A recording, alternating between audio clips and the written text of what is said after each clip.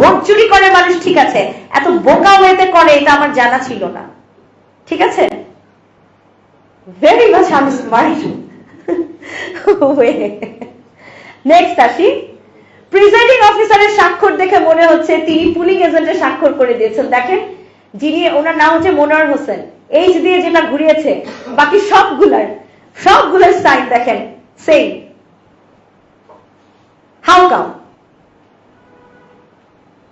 Is it election? মনে হচ্ছে এটা ইলেকশন। আচ্ছা দেখেন, ধানের একটা বড় দল, কিন্তু এই মাদ্রাসায় যে সিল মারা হয়নি সেটার প্রমাণ আপনি কিভাবে বের করবেন? ধানের শীষ দেখেন মাত্র 353 ভোট পাই আমি, আর ওয়াইরাস দাঁড়িপাল্লা পেয়েছে 1989 ভোট।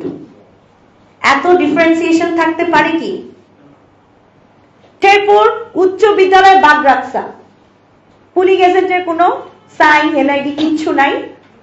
এখানেও দেখেন ধানের শীষের ওখানে রিরাইট করা হয়েছে ভোট, কি যেন প্রথমে একটা লেখা হয়েছিল নাম্বার 900 সামথিং লেখা ছিল, সেটা কেটে 476 করা হয়েছে। লেখাটা যদি আপনারা দেখেন দেখবেন প্রিজাইডিং অফিসারের হ্যান্ডরাইটিং এর সাথে পুলিং এজেন্টের নাম,